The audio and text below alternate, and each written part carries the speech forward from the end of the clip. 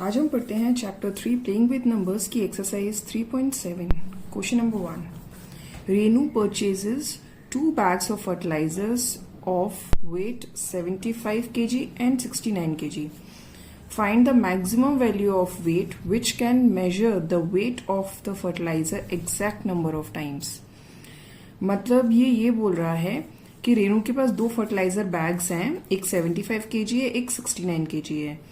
अब इसमें हमें एक ऐसा वेट वाला जिससे हमें दोनों मेजर कर सकें, दोनों का वजन नाप सकें, ऐसा एक हमें वेट चाहिए जो कि इन दोनों को एग्जैक्ट नंबर ऑफ टाइम्स नाप सके। मतलब ये नहीं कि कोई हाफ kg रह गया या कोई 2 kg रह गया। मतलब कि एग्जाम्पल एक लेते हैं, जैसे कि समझो कि मेरे पास 2 अलग अलग बाल्टी में, एक में 3 लीटर्स मिल्क है और एक में है 6 litres milk.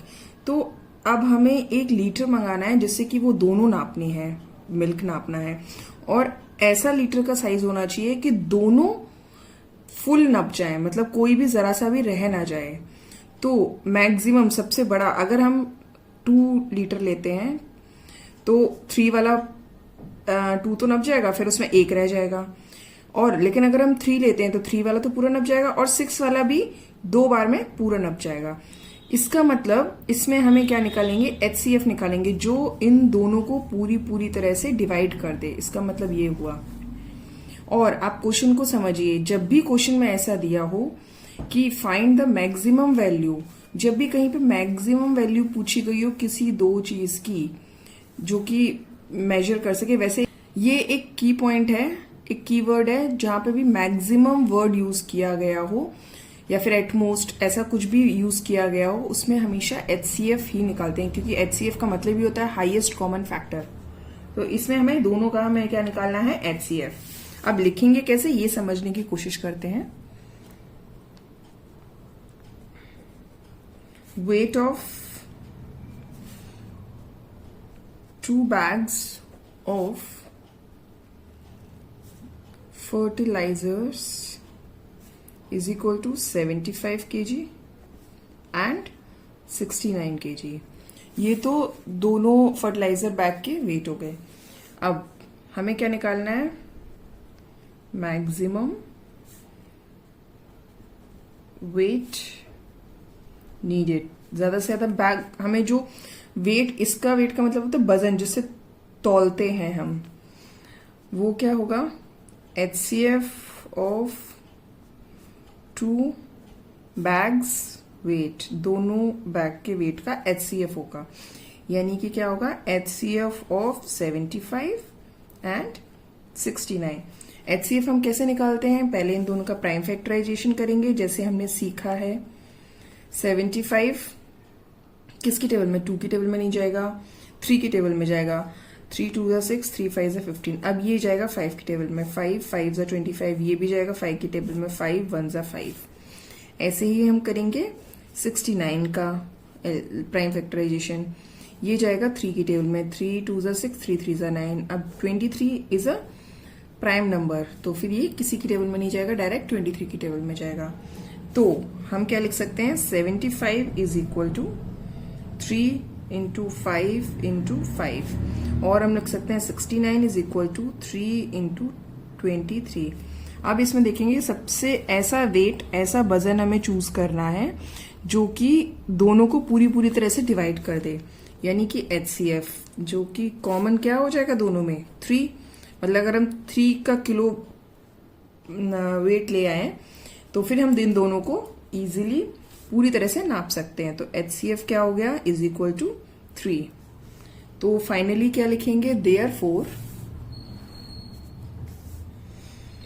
3 kg of weight can measure the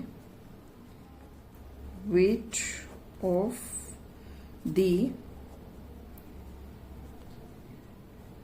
fertilizer and exact number of times. Next, question number 2. 3 boys step off together from the same spot. Their steps measure 63 centimeter, 70 centimeter and 77 centimeter respectively. What is the minimum distance each should cover so that all can cover the same distance in complete step? अच्छा, इसमें ये बोला गया है जो 3 boys हैं उनके जो स्टेप्स हैं, मतलब उनके जो कदम हैं, उनकी डिस्टेंस ये दी हुई है। एक की 63 सेंटीमीटर एक बार में कदम रख पाता है ऐसे करके, एक 70 में, एक 77 में। ठीक है, अब ये पूछा गया है ऐसा मिनिमम कम से कम कितना डिस्टेंस होगा जिससे कि ये सारे इनके सबके स्टेप्स हम बिना किसी कट पिट के हम पूरा नाप सकें।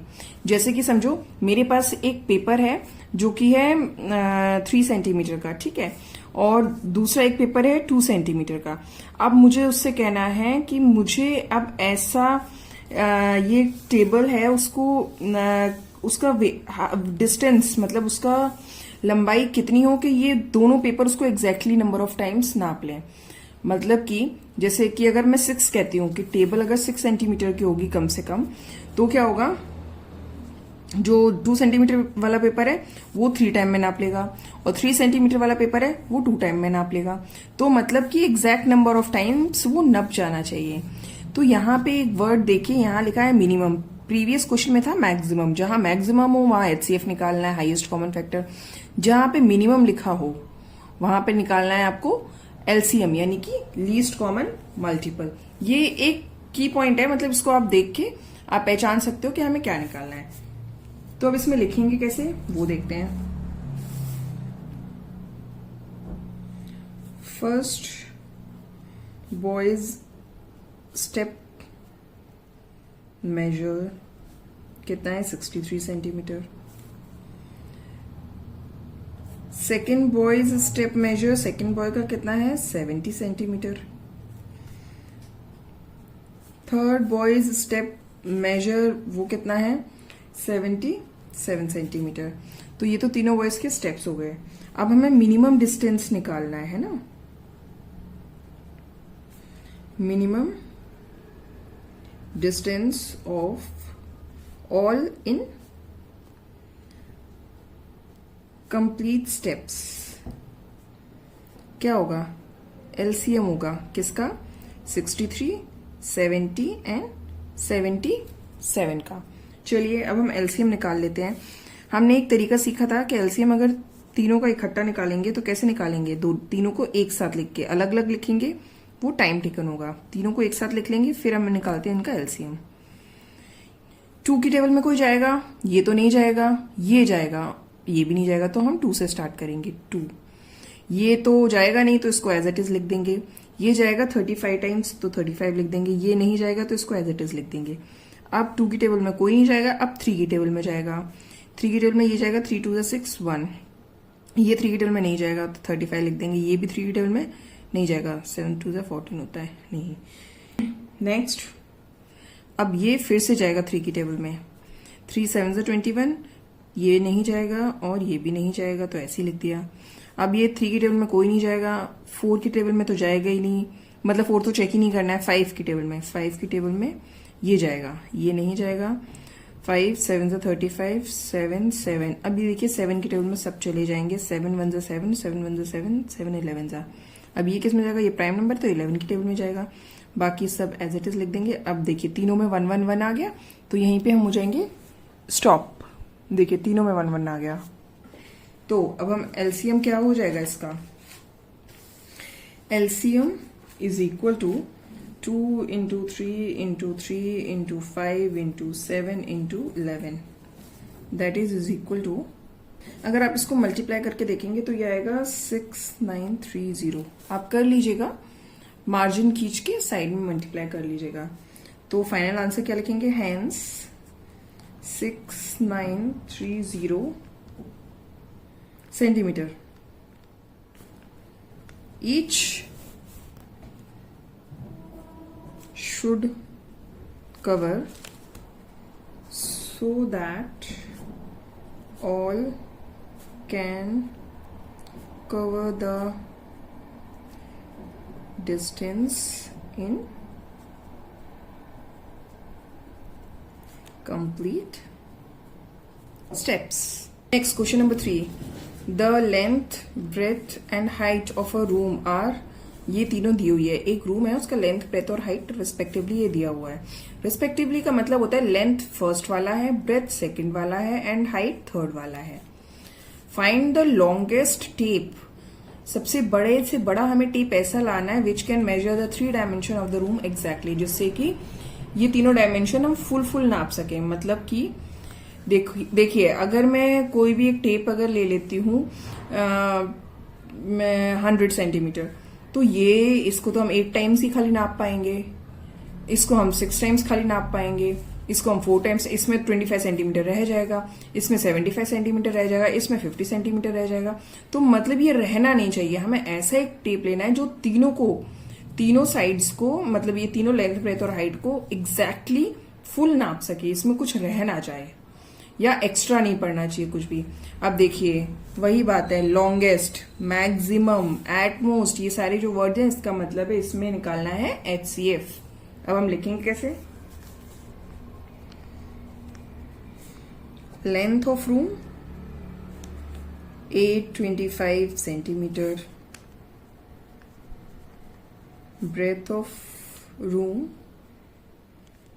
675 सेंटीमीटर और height of room is equal to 450 centimetre.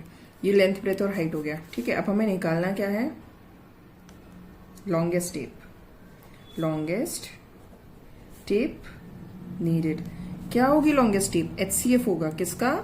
HCF of 825, 675 and 450. और HCF हमने कैसे बताया था? तीनों का हम प्राइम फैक्टराइजेशन करेंगे, फिर उसमें कॉमन निकालेंगे, that is HCF, highest common factor. अब प्राइम फैक्टराइजेशन करते तीनों का. 825, इसमें बच्चों एक साथ नहीं कर सकते हैं, एलसीएम में एक साथ करते हैं. 675 एंड 450. 8, 9, 10, 15 ये 3 की टेबल में चला जाएगा. 3 2s are 6, 3 7s are 21, 3 5s are 15, 275 आ गया. अब ये क्या 3 की टेबल में जाएगा? अब नहीं जाएगा, अब ये 5 की टेबल में जाएगा. 5 5s are 25, 5 5s are 25. फिर 5 की टेबल में जाएगा. 5 1s are 5, 5 1s are 5. अभी जाएगा 11 की टेबल में 1 टाइम्स. अब 1 आ गया, स्टॉप हो जाएंगे. नेक्स्ट क्वेश्चन, नेक्स्ट वाला करेंगे प्राइम फैक्टराइजेशन. ये 3 की टेबल में क्या जाएगा? तीनों को ऐड कर दीजिए, पता चल जाएगा. 5 3 15, 16, 17, 18, 18 नहीं, हाँ जाएगा 3 की टेबल में. तो ये 3 की टेबल में जाएगा. 3 2s are 6, 3 2s are 6, 3 5s are 15. अब ये जाएगा 4 9, हाँ जाएगा 3 की टेबल में. 3 7s are 21, 3 5s are 15, 10 11 12. अभी भी 3 की टेबल में जाएगा. 3 2s are 6, 3 5s are 15. अब ये जाएगा 5 की टेबल में. 5 5s are 25 और फिर यहाँ पे आएगा 5 और फिर 1. नेक्स्ट 450, ये 3 की टेबल में जाएगा. 3 1s are 3, 3 5s are 15. ये फिर 3 की टेबल में जाएगा. 3 5s are 15. अब ये जाएगा 5 की टेबल में. 5 10s are, फिर ये 2 की, अच्छा हम 2 से भी स्टार्ट कर सकते थे, 2 रह गया है. चलिए कोई बात नहीं, बाद में कर लेते. 2 5s are, बाद में भी कर सकते हैं, उसमें कोई प्रॉब्लम नहीं. वो एक ना एक बार, बस ये कि यहाँ ध्यान रखना है ये सारे प्राइम नंबर्स ही होने चाहिए. 2 5s are 10 और 5 1s are 5. देखिए अब हम क्या लिखेंगे तीनों का. 825 is equal to 3 into 5 into 5 into 11. 675 is equal to 3 into 3 into 3 into 5 into 5. फिर next 450 is equal to 3 into 3 into 5 into 2 into 5. अब देखिए इनमें हमें तीनों में कॉमन ढूंढना है. कॉमन क्या हो जाएगा? एक तो ये 3 हो जाएगा तीनों में कॉमन. फिर ये 5 हो जाएगा. देखिए इसमें भी है, इसमें भी है और इसमें भी है. फिर एक और 5 इसमें भी है, इसमें भी है, इसमें भी है. बस इतना ही होगा. यानी कि इससे हमें क्या मिला? HCF इज इक्वल टू क्या आया? 3 इंटू 5 इंटू 5, 3 इंटू 5 इंटू 5 कितना आ जाएगा? 75 सेंटीमीटर। अब फाइनली लिखेंगे क्या, हेंस 75 सेंटीमीटर। मतलब अगर हम 75 सेंटीमीटर लंबा टेप ले लेते हैं तो ये तीनों फुल इनका मेजरमेंट हो जाएगा। Long tape can measure the 3D room exactly. Next, question number 4. Determine the smallest 3-digit number which is exactly divisible by 6, 8 and 12.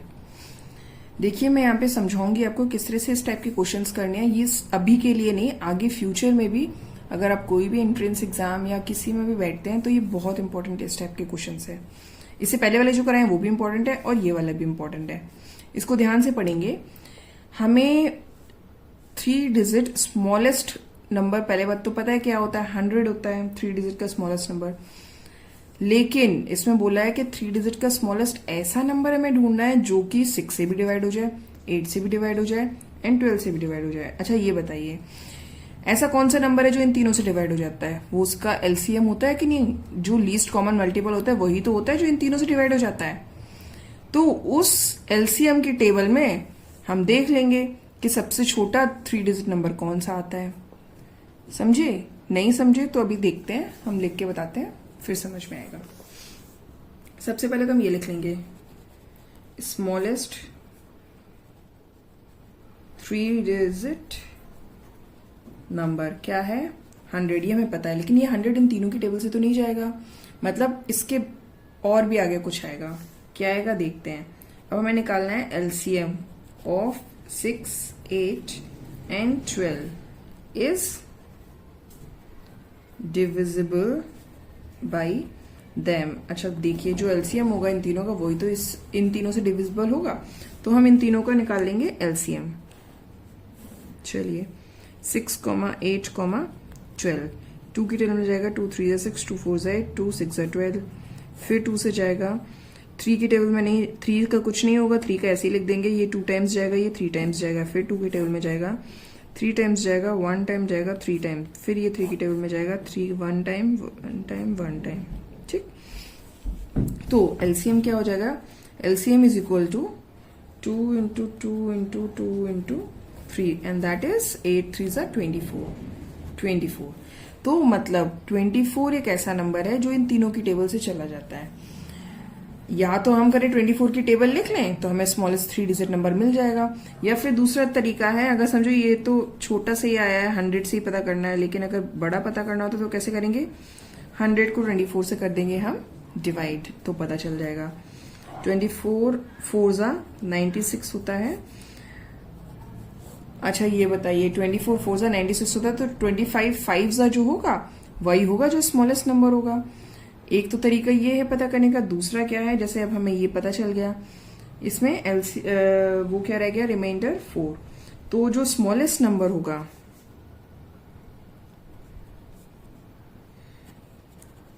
therefore smallest 3 digit number will be just above बोलिए या आप बोलिए next to, किसके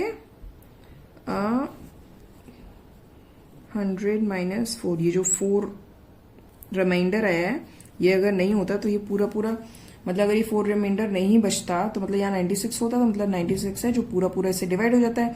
96 के just next वाला, 96 के just next वाला, अच्छा बताइए कैसे निकालेंगे, उसमें 24 ऐड कर देंगे तभी तो वो 24 की तो टेबल है। जैसे 24 1 जा 24, 24 2 जा 48। तो इसमें क्या हुआ है, ये कैसे आया नेक्स्ट, 24 ही तो ऐड किया है। अब यहाँ पे फिर 24 ऐड करिए तो 12 1 72 आ गया। अब इसमें ऐड करिए 24 तो ये आ गया 96। अब इसमें 24 ऐड करेंगे तभी तो नेक्स्ट आएगा, कितना आएगा 0 1 9 10 11 12 यानी 120। देखिएगा आंसर 120 ही आएगा। तो क्या करेंगे, देयरफॉर लिखेंगे कैसे, रिक्वायर्ड नंबर इज क्या है 96 में प्लस नेक्स्ट वाला जो होगा वही होगा, यानी 24 ऐड कर देंगे यानी कि 120। तो this is the answer. Next question number 5, determine the greatest 3 digit number exactly divisible by 8, 10 and 12। ये सेम प्रीवियस की तरह है, बस इसमें डिफरेंस ये है कि उसमें स्मॉलेस्ट 3 डिजिट नंबर बोला गया था, इसमें ग्रेटेस्ट 3 डिजिट नंबर बोला गया है। मतलब ग्रेटेस्ट हमें 3 डिजिट नंबर ऐसा निकालना है जो इन तीनों की टेबल से चला जाए। तो अब हम सबसे पहले तो वही चीज लिखेंगे, क्या कि greatest 3 digit number is equal to क्या है 999। इन तीनों की टेबल से चला जाए मतलब क्या है, एलसीएम ही तो है उनका। तो LCM of 8, 10 and 12 is divisible by them. तो इन तीनों का अगर हम एलसीएम निकालते हैं तो क्या आएगा, देखिए 8, 10, 12 2 की टेबल से जाएगा, 2 4 जाए 2 5 जाए 10, 2 6 जाए 12, फिर 2 की टेबल से जाएगा 2 5 3, फिर 2 की टेबल से जाएगा 2 1 जाए 2 5 एंड 3, फिर 3 की टेबल से जाएगा 1 5 एंड 1। अब ये जाएगा 5 की टेबल से 1 1 एंड 1। अब देखिए तीनों में 1 1 1 आ गए, यही हम स्टॉप कर देंगे। तो एलसीएम क्या हो जाएगा, 2 इंटू 2 इंटू 2 इंटू 3 इंटू 5, यानी कि इसको मल्टीप्लाई करेंगे तो आएगा 120। यानी कि जो लीस्ट नंबर है वो 120 होगा जो इन तीनों से डिवाइड हो जाएगा। अच्छा, ऐसे में ऐसा करेंगे, हम 120 की टेबल लिख लेंगे और फिर जो सबसे बड़ा 3 डिजिट का नंबर आएगा, मतलब 4 डिजिट से जस्ट पहले, तो वही हो जाएगा हमारा आंसर। लेकिन अब ये छोटा है तो एक बार लिख भी सकते हैं 120 की टेबल, है ना। अच्छा बताइए 125 से कितना होगा, 600 होगा। तो ऐसे ही हम निकालते चले जाएंगे। आई थिंक 9 से जस्ट पहले 8 होगा, यानी कि इसका आंसर 960 होना चाहिए। चलिए अभी हम निकाल के देखते हैं, फिर बताते हैं।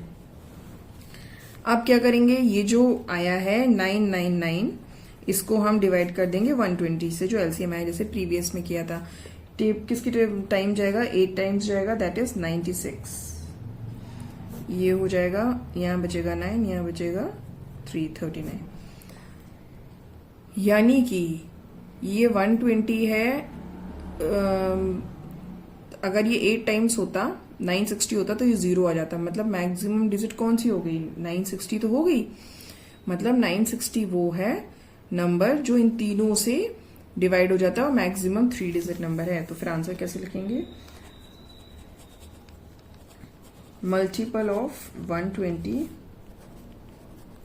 जस्ट बिलो 999, मतलब 999 से जस्ट पहले। अच्छा, बाद वाला नहीं निकाल सकते क्योंकि हमें 3 डिजिट नंबर ही निकालना है। तो जस्ट बिलो, उससे नीचे पहले, मतलब 9 इज 960।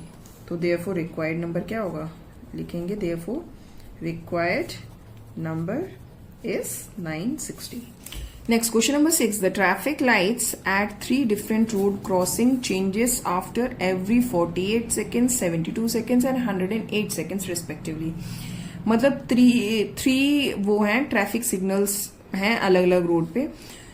एक ट्रैफिक सिग्नल इतने सेकंड बाद चेंज होता है, एक ट्रैफिक सिग्नल इतने सेकंड बाद चेंज होता है, एक ट्रैफिक सिग्नल इतने सेकंड बाद चेंज होता है। अब पूछा गया इफ दे चेंज साइमल्टेनियसली, अगर वो एक साथ चेंज स्टार्ट होते हैं एट 7 AM पे, at what time will they change simultaneously again, मतलब दोबारा से वो एक साथ कब ब्लिंक करेंगे या चेंज होंगे।